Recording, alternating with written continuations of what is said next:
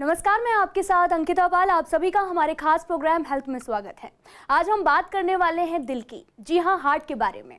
सभी को हार्ट की समस्या के प्रति जागरूक होना चाहिए क्योंकि हर साल वर्ल्ड हार्ट डे 29 सितंबर को मनाया जाता है। वर्ल्ड हार्ट डे की थीम इस बार है use heart, know heart is open ended.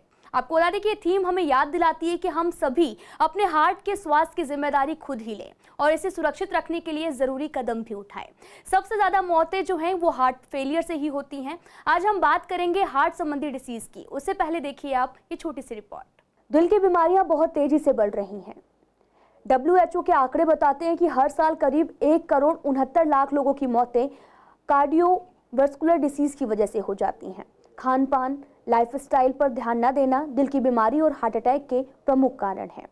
ये बीमारियां इतनी खतरनाक हो चुकी हैं कि 30 की उम्र के आसपास ही इसके लक्षण भी दिखना शुरू हो जाते हैं।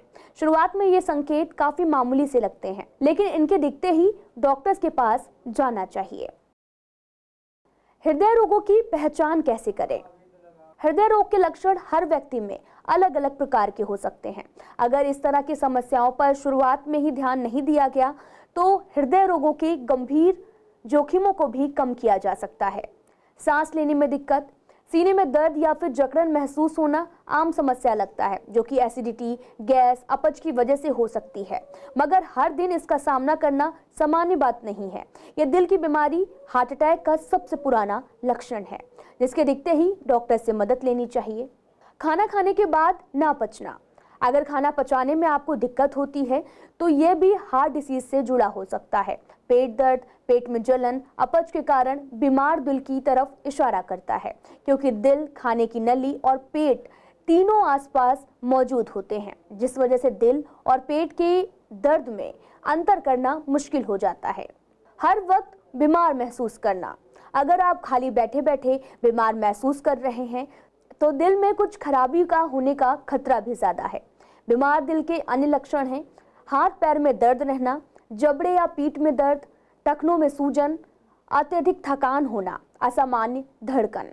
कुछ लोगों में अन्य की तुलना में हृदय रोगों के विकसित होने का जोखिम अधिक हो सकता है।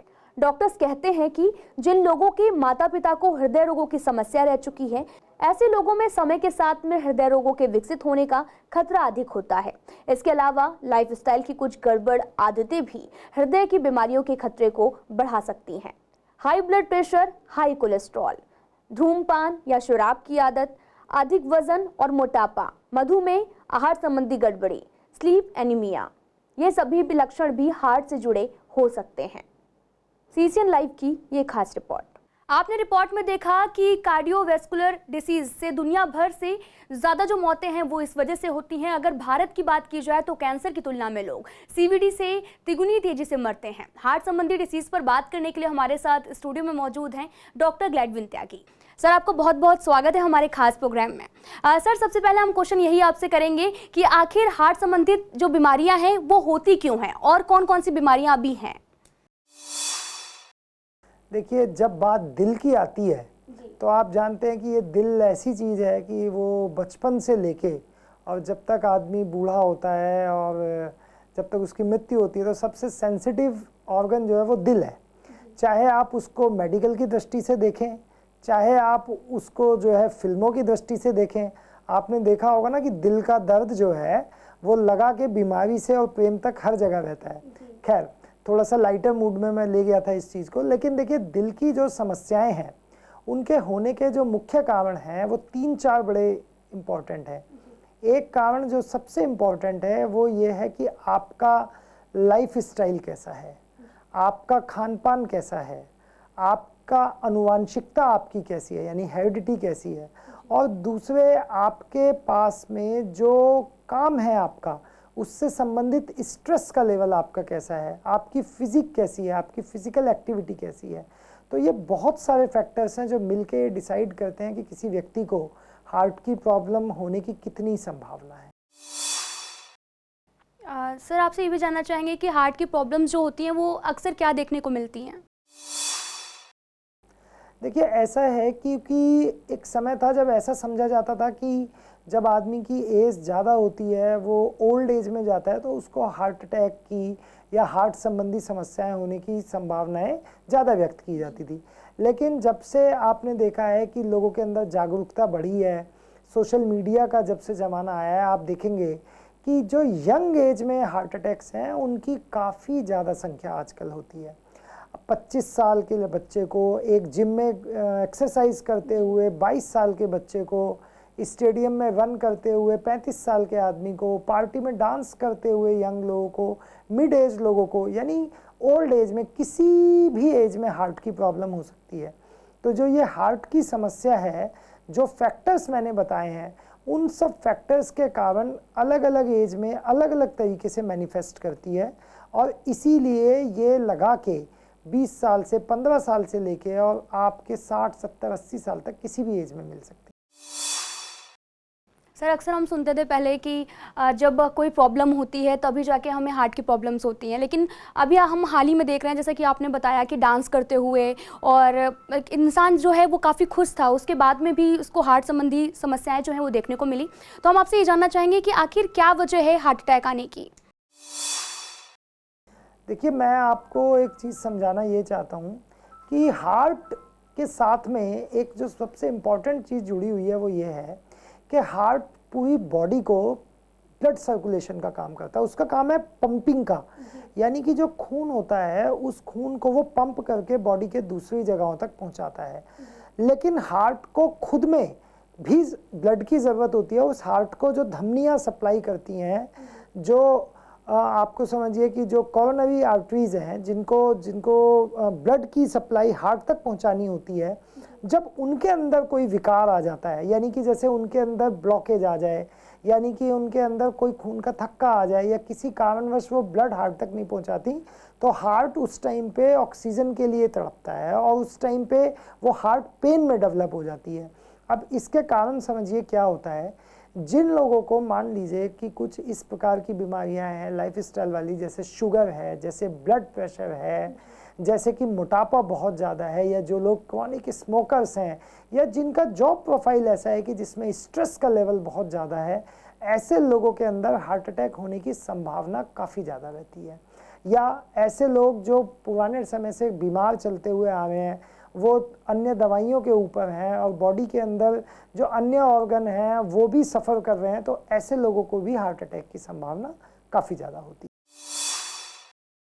है। सर, अगर हम बात करें यंग लोगों की, तो अधिकतर हम यंग में देख रहे हैं कि हार्ट अटैक की प्रॉब्लम काफ़ी ज़्यादा बढ़ गई है और साथ ही हार्ट से रिलेटेड भी काफ़ी प्रॉब्लम्स होती है, तो ऐसा क्या रीज़न है इसका? देखिए, जो युवा हैं आजकल, उनके ऊपर एक प्रकार का प्रेशर हमेशा बना रहता है। उनके कैरियर को लेके प्रेशर, उनके परफॉर्मेंस को लेके प्रेशर, और आज जो मैं एक देख रहा हूँ वो अपनी फिजिक को भी मेंटेन करने के लिए एक प्रेशर की तरह काम करते हैं। जैसे मैं आपको बताऊँ, आपने जो ये बात कही तो देखा होगा काफ़ी लोग जो जिम के अंदर आपने ये ट्रेड मिल्स पे रन करते हुए, एक्सरसाइज करते हुए जो डेथ होती हैं, अभी दिल्ली में कुछ महीने पहले भी 1-2 केस इस तरीके के आए। तो जब उनकी ऑटोप्सी हुई, यानी उनका पोस्टमार्टम करके जब स्टडीज़ की गई, तो ऐसा देखने में आया कि उन लोगों ने अपने उस शरीर को मेंटेन करने के लिए या अपनी फिजिक को उस प्रकार से बनाने के लिए बहुत जल्दी कुछ अलग प्रकार से अपने शरीर को डेवलप करने के लिए कुछ सप्लीमेंट्स लिए होते हैं।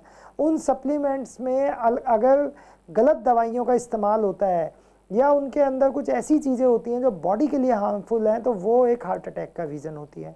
दूसरी चीज़, ऐसा भी देखने में आया कि वो लोग कुछ हार्मोन्स लेते हैं जो एनाबॉलिक हार्मोन्स होते हैं, जो ज़्यादा शरीर को नुकसान देते हैं। इस तरीके के जब लोग अपने आप को, जिनकी बॉडी तो आपको बड़ी अच्छी नज़र आएगी, लेकिन जब वो अंदर के उनके ऑर्गन्स की स्टडी की जाती है तो वो खोखला होता है, और हार्ट के ऊपर, चूँकि हार्ट एक सेंसिटिव ऑर्गन है, तो उसका असर ज़्यादा आता है।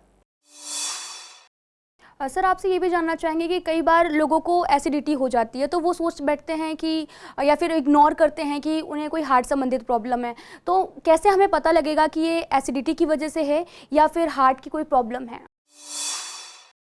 देखिए, ऐसा है, ये आपने बड़ा इम्पोर्टेंट क्वेश्चन पूछा, क्योंकि यूजुअली क्या होता है कि जैसे आपने बात की हार्ट अटैक की, और जब मैं एसिडिटी की बात करता हूँ, तो दोनों में एक बड़ा कॉमन सा सिम्टम होता है कि छाती में भारीपन की शिकायत करता है मरीज़ कि मेरी छाती में आज भारीपन हो रहा है, या कई बार चेस्ट में पेन भी होता है। एक आम आदमी के लिए उस भारीपन को डिफ्रेंशिएट कर पाना या उस पेन को अलग से करना, क्योंकि ऐसा मैं बोलूं कि हार्ट अटैक में जो पेन होगा वो आपके लेफ्ट साइड में होगा, चौथी रिब के नीचे होगा, बड़ा तेज़ तीखा पेन होगा, या वो पेन जो है आपको कंधे में चलता हुआ नजर आएगा। ऐसा ज़रूरी नहीं है, ऐसा ज़रूरी बिल्कुल भी नहीं है। क्यों? क्योंकि हार्ट का पेन जो होता है वो आपके जबड़े में भी हो सकता है, निचले जबड़े में भी हो सकता है, आपके कंधे में भी दर्द हो सकता है, आपके इस गट्टे में भी दर्द हो सकता है, पेट में, एब्डोमेन में बहुत तेज आपके पेन हो सकता है। तो लगा के आपके इस जॉ से लेके और नीचे आपकी अम्बलाइकस के नीचे तक कहीं पे भी पेन आ सकता है, इन हाथों में पेन हो सकता है। तो हार्ट अटैक का पेन खाली चेस्ट में हो ऐसा ज़रूरी नहीं है। लेकिन जो गैस का दर्द जो है वो क्या है कि लोगों को ये पता रहता है कि मैं ये खाना खाता हूँ तो इसकी वजह से मुझे एसिडिटी ज़्यादा बनती है, उसकी वजह से पेन डेवलप होता है। तो कई बार ऐसा होता है कि लोग उसको गैस का दर्द समझते रहते हैं, लेकिन अगर 10 बार गैस का दर्द हुआ, मान लीजिए वो एक बार हार्ट अटैक है या हार्ट का पेन है, तो उसको आपने अगर इग्नोर किया तो वो जानलेवा भी हो सकता है। तो मेरी इसमें सलाह ये है कि जिस दर्द को आप अपना गैस का दर्द मानते हैं उसके ऊपर बहुत ज़्यादा एक्सपेरिमेंट ना किए जाएं। आप एक बार को घरेलू नुस्खा अगर इस्तेमाल करते भी हैं तो उसको इस्तेमाल करने के अगर 5-10 मिनट में आपका वो दर्द ठीक नहीं होता तो तुरंत आपको डॉक्टर की सलाह लेनी चाहिए, चेकअप करवाना चाहिए कि कहीं वो दर्द आपका हार्ट का दर्द तो नहीं। सर, आपसे ये भी जानना चाहेंगे कि हार्ट से रिलेटेड जो प्रॉब्लम्स होती हैं उसके क्या क्या सिम्टम्स होते हैं? अगर हमें हार्ट अटैक आने वाला है या हमें हार्ट संबंधित कोई समस्या हो रही है तो हमें कैसे पता लगेगा कि ये हार्ट का, मतलब ये सिर्फ हार्ट की प्रॉब्लम है या फिर किसी और चीज़ की प्रॉब्लम है? हाँ, ये एक बड़ा अच्छा आपने सवाल पूछा कि सिम्टम्स के आधार पे हम कैसे पता लगाएं। देखिए, यूजुअली एक आम आदमी को जो पता होता है वो ये पता होता है कि पेन होगा, हार्ट में पेन होगा, बड़ा तेज़ दर्द होगा, और उसके दर्द होने के साथ में उसको अचानक से घबराहट महसूस होगी, पसीना आएगा बहुत ज़्यादा, उसको सिंकॉप जैसा लगेगा, उसको लगेगा कि बस तेरे शरीर में जान ही नहीं बची है, वो एकदम से बैठ जाएगा, सांस फूलता हुआ प्रतीत होगा, आंखों के सामने अंधेरा आ जाएगा, चक्कर आएगा, पसीना बहुत तेज़ी के साथ में बहेगा। ये कुछ ऐसे सिम्टम्स हैं जो हार्ट अटैक के बिल्कुल प्रबल इंडिकेटर हैं, जो बिल्कुल स्ट्रांगली ये इंडिकेट करते हैं कि ये हार्ट अटैक हो सकता है। लेकिन ऐसी सिचुएशन कई बार नहीं भी डेवलप होती है। कई बार आदमी को हल्का हल्का पेन होगा और उसको अंदर जबकि हार्ट अटैक तेज हो रहा होगा, वो उसका एक प्रीडोमल सिम्टम है कि ऐसा हो सकता है। जिन लोगों के अंदर डायबिटीज़ की शिकायत है या जिन लोगों के अंदर जो है क्या नाम है आपका बीपी बढ़ा हुआ रहता है, या जैसे थायराइड की भी अगर दिक्कत किसी को लॉन्ग स्टैंडिंग है, तो ऐसे लोगों को इन सिम्टम्स का इंतज़ार नहीं करना चाहिए। अगर उन्हें माइल्ड सिम्टम्स भी आते हैं तो वो ये सोच के चलें कि ये हार्ट का पेन हो सकता है। जैसे मैं डायबिटिक्स की अगर बात करूं तो डायबिटिक्स में क्या होता है, कई बार हार्ट अटैक होता है लेकिन उनको पेन ही नहीं होता। उनको ये पता तब लगता है जब जिस टाइम पे उनको अचानक से वो या तो फेंट हो जाते हैं या उनको अचानक से पसीना आता है या घबराहट होने लगती है बहुत ज़्यादा। तो इसलिए हार्ट अटैक के जो सिम्टम्स हैं वो बिल्कुल एक जैसे हों सब में, ऐसा आवश्यक नहीं है। साथ ही अधिकतर हम हार्ट अटैक या फिर हार्ट संबंधित कोई भी प्रॉब्लम्स पर बात करते हैं तो कोलेस्ट्रॉल ज़रूर आता है। तो हमारे दर्शकों को आप ये पहले बताइए कि आखिर कोलेस्ट्रॉल होता क्या है? देखिए, ऐसा होता है कि कोलेस्ट्रॉल को अगर हम हिंदी में बोलें तो वसा बोलते हैं, और शरीर के अंदर, खून के अंदर एक वसा का लेवल भी चाहिए होता है, क्योंकि शरीर की बहुत सारी क्रियाएं ऐसी होती हैं जिसमें वसा की उपयोगिता होती है। लेकिन ये वसा जो है वो 2 प्रकार का होता है। एक अच्छा जो शरीर के लिए ठीक माना जाता है जिससे कि शरीर अपनी अन्य गतिविधि चलाता है, और एक होता है बैड कोलेस्ट्रॉल। तो इसमें आपने कभी अगर ये रिपोर्ट देखी हो तो जिसको हम बोलते हैं लिपिड प्रोफाइल्स, यानी लिपिड प्रोफाइल का मतलब होता है कि वसा का जो डिफरेंट पार्ट्स हैं उसका प्रोफाइल हम चेक करते हैं ये देखने के लिए, उससे एक अंदाज़ा लगाने के लिए कि आदमी के शरीर में वसा की कंसंट्रेशन कितनी है, कौन से वसा की कितनी कंसंट्रेशन है, यानी किस कोलेस्ट्रॉल की कितनी कंसंट्रेशन है। उसमें बैड और गुड कोलेस्ट्रॉल का हम लेवल देख लेते हैं कि भाई अगर किसी के अंदर बैड कोलेस्ट्रॉल का लेवल ज़्यादा है या ट्राइग्लिसराइड्स जो इसमें कन्वर्ट होते रहते हैं बैड गुड कोलेस्ट्रॉल में, उनका लेवल अगर ज़्यादा है या पर से टोटल कोलेस्ट्रॉल का लेवल ज़्यादा है, तो हम ये मानते हैं कि इस व्यक्ति को हार्ट अटैक की संभावना बढ़ सकती है। वो इसलिए बढ़ जाती है क्योंकि खून में अगर वसा ज़्यादा होगा तो खून गाढ़ा होगा, खून गाढ़ा होगा तो हार्ट की जो धमनियाँ हैं यानी कि जो हमारे हार्ट को ब्लड सप्लाई जा रही है उसके अंदर अगर वो खून चलेगा तो उसकी चाल स्लो हो जाएगी। दूसरी बात, ऐसे खून में खून का थक्का जमने का चांसेस भी बहुत ज़्यादा होता है। तो जब आप कभी लिपिड प्रोफाइल की रिपोर्ट देखते हैं तो उसमें कुछ जो एक आम आदमी को जानने के लिए ज़रूरी चीज़ें जैसे कोलेस्ट्रॉल का लेवल, ट्राइग्लिसराइड्स का लेवल, एलडीएल का लेवल और एचडीएल का लेवल। जो हमने एक थोड़ा अच्छे कोलेस्ट्रॉल की बात की जिसमें एचडीएल जिसको हम बोलते हैं, तो अगर उसकी कंसंट्रेशन हमारी ऊपर की तरफ या ज़्यादा होती है तो वो बेटर माना जाता है। एलडीएल जितना ज़्यादा होगा वो ख़राब माना जाता है। ट्राइग्लिसराइड्स का और कोलेस्ट्रॉल का जो लेवल है अलग अलग लैब के मशीनों के हिसाब से वो अलग अलग होता है। तो अगर वो रेंज के बाहर होता है तो वो हार्ट अटैक की संभावना को बढ़ा सकता है। अच्छा, अगर माना जाए कि कोलेस्ट्रॉल कौन सा लेवल पर होता है सर? अगर किसी को जांच करानी हो तो वो कौन सा जांच देखिए, ऐसा है कि आपने मान लीजिए लिपिड प्रोफाइल की जांच कराई, आपने 4 लैब से अलग अलग कराएंगे तो उनके जो पैरामीटर्स हैं या उनकी जो नॉर्मल वैल्यूज़ हैं वो अलग अलग होती हैं। ये डिपेंड करता है मशीन पे, किट पे कि किस तरीके की मशीन से की है। लेकिन उसमें हाँ, इतना ज़रूर है कि एक मिनिमम लेवल है कि अगर उससे ज़्यादा आपके पास में कोलेस्ट्रॉल, ट्राइग्लिसराइड या एलडीएल है तो वो आपके लिए नुकसानदायक ही होंगे।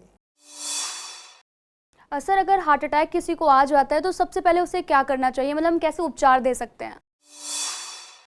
देखिए, हार्ट अटैक आने की आप ऐसे मान के चलें कि हम ये ना सोचें कि ये हार्ट अटैक है।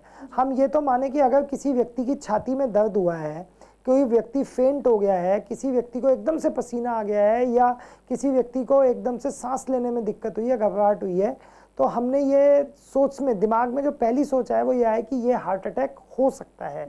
तो ऐसे में जो सबसे पहला काम है वो ये है कि व्यक्ति को जो उसका एनवायरनमेंट है उसको एकदम खाली करें। मतलब उसको ऐसा ना हो कि वो एनवायरनमेंट ही ऐसा हो कि 10 लोग एकदम इकट्ठे हो गए, उसको सांस लेने में दिक्कत होने लग जाए या 10 लोग अपनी डॉक्टरी दिखाने लगे या अपनी सलाह देने लगे।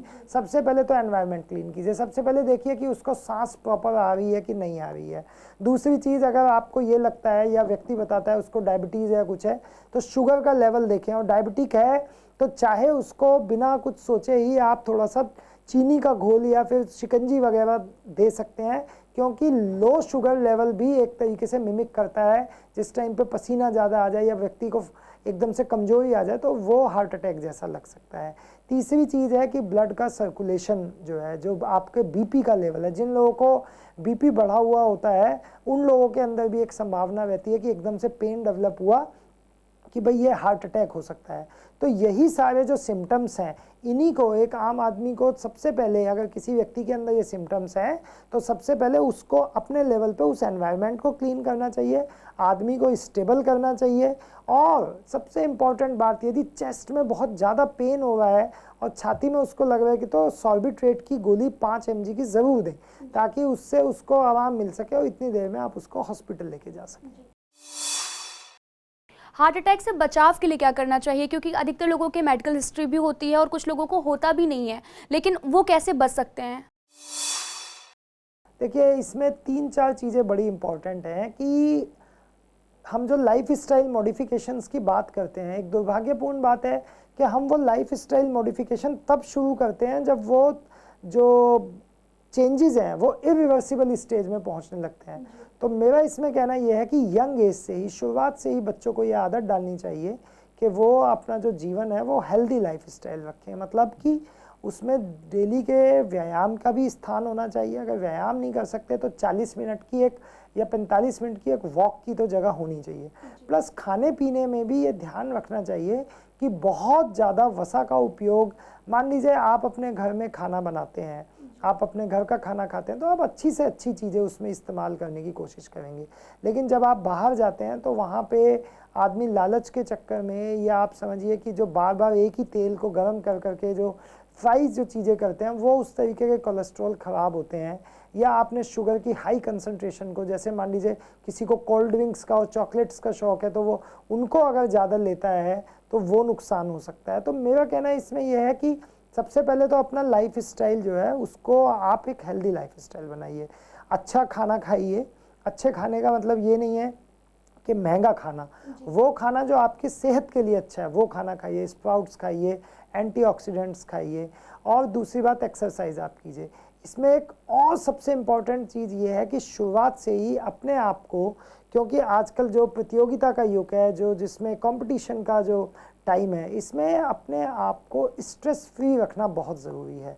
आपके ऊपर समस्याएं भी आती हैं दिन में, आपके ऊपर दुनिया जहान के प्रेशर्स आते हैं, उन प्रेशर को डील करने के लिए या उस स्ट्रेस को ओवरकम करने के लिए आपको मेंटली स्टेबल होना ज़रूरी है। आपको मेडिटेशन करना चाहिए, मेडिटेशन करके, ताकि आप अपने आप को जो ये इस तरीके की प्रॉब्लम्स आती हैं उसमें एकदम से पैनिक ना क्रिएट हो, और जितना स्ट्रेस का लेवल कम होगा उन्हें उतने ही आपकी बॉडी के अंदर जो टॉक्सिन्स हैं वो कम डेवलप होंगे, उतने ही आपके अंदर जो इस तरीके के हार्मोन्स हैं जिनसे नुकसान हो सकता है वो कम डेवलप होंगे, और आप हार्ट अटैक से अपने आप को प्रिवेंट रख सकते हैं। साथ ही सर हम आपसे ये भी जानना चाहेंगे कि सांस लेने में अगर किसी को कोई दिक्कत हो रही है तो क्या वो हार्ट संबंधी कोई समस्या हो सकती है? बिल्कुल हो सकती है, क्योंकि देखिए मैंने बताया कि हार्ट का जो काम है वो ब्लड को पंप करने का काम है। जब आदमी के हार्ट अटैक होता है या उसको हार्ट में कहते हैं कार्डियक अरेस्ट हुआ है, तो क्या होता है कि उसकी पंपिंग कैपेसिटी डिस्टर्ब होती है। वो डिस्टर्ब होती है तो लंग्स में ब्लड कम जाता है, पूरी बॉडी में ही ब्लड का फ्लो एक तरीके से डिस्टर्ब हो जाता है, जिसकी वजह से जब ऑक्सीजन कम सप्लाई होती है तो आदमी को सांस लेने में दिक्कत महसूस होती है, उसको ऐसा लगता है कि घुटन हो रही है, उसको घबराहट महसूस होती है, उसको सांस अंदर आ नहीं पाती है और वो बेचैन हो जाता है।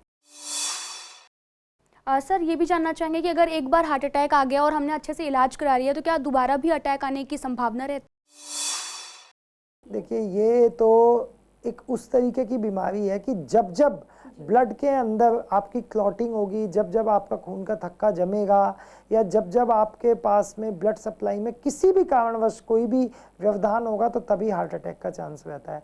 तो आपने देखा भी होगा, पहले पिक्चर में दिखाते थे कि पहला अटैक आया है, दूसरा अटैक आया है, और पुराने टाइम में कहा जाता है भाई थर्ड हार्ट अटैक बड़ा भारी होता है और तीसरे हार्ट अटैक में डेथ हो जाती है। वो इसीलिए बताया जाता था कि भाई हार्ट अटैक जो है वो रिपीटेड होते हैं, ताकि व्यक्ति अपने आप को उस चीज़ के लिए तैयार करके रखे और उस चीज़ से बचाव के जो तरीके हैं उनको अपनाता रहे। तो heart attack can happen many times, लेकिन आपको प्रिवेंशन जो है और जो आपकी मेडिकेशन है उसको अगर आप जुडिशियसली फॉलो करते हैं तो हार्ट अटैक से बचा जा सकता है। अगर हम मिडिल क्लास फैमिली की बात करें या फिर किसी पुअर फैमिली की बात करें तो उनको हार्ट अटैक की प्रॉब्लम हो जाए या फिर कुछ भी घरेलू उपचार लेते रहते हैं, तो क्या वो सही तरीका है? देखिए एक बड़ा आपने सेंसिटिव इशू यहाँ पे रेज किया। मैं एक बात बता देना चाहता हूँ कि ये जो जिन डिजीज़ को किसी ज़माने में अमीरों की बीमारी कहा जाता था, जैसे हम कहते थे भाई जो हार्ट अटैक की बीमारी है तो रईसों को होती है, या जैसे कहते थे भाई शुगर बीपी तो पैसे वाले लोगों को होते हैं, लेकिन ऐसा नहीं है। क्योंकि उस टाइम पे क्या होता था कि टेक्नोलॉजी उतनी एडवांस नहीं थी, लोग इन्वेस्टिगेशंस पे उतना ध्यान नहीं देते थे, फिर उतनी मेडिकल की सुविधाएं भी उपलब्ध नहीं थी। आज अगर आप डाटा देखते हैं तो उस डाटा में आप देखेंगे कि हार्ट अटैक का या लाइफस्टाइल डिजीज़ का, डायबिटीज़, हाइपरटेंशन का जो प्रेवलेंस है, यानी कि जो संभावना है, वो गरीबों में और मिडिल क्लास में ऊंचा जो वर्ग है उससे भी ज़्यादा है। उसका कारण ये है कि उनके ऊपर भी विशेष प्रकार का एक काम का स्ट्रेस प्लस उनका खान पान, क्योंकि खान पान के लिए एक जो पुअर आदमी होगा या मिडिल क्लास होगा वो बहुत ज़्यादा चीज़ों को सिलेक्टिव तरीके से नहीं ले सकता है या अपने खान पान पे बहुत ध्यान नहीं दे सकता, तो उनके अंदर हार्ट अटैक की संभावना भी उतनी ही है जितनी एक अमीर आदमी में है। और जो अभी मैंने थोड़ी देर पहले बातें बताई हैं कि किस प्रकार से व्यक्ति को अपना जीवन जो है वो बैलेंस्ड करके चलना है, किस प्रकार से खान पान पे ध्यान देना है, किस प्रकार से एक्सरसाइज पे ध्यान देना है, वह सभी पे लागू होता है। फिलहाल हमारे इस कार्यक्रम में आज के लिए इतना ही। देखते रहिए आप CCN लाइव।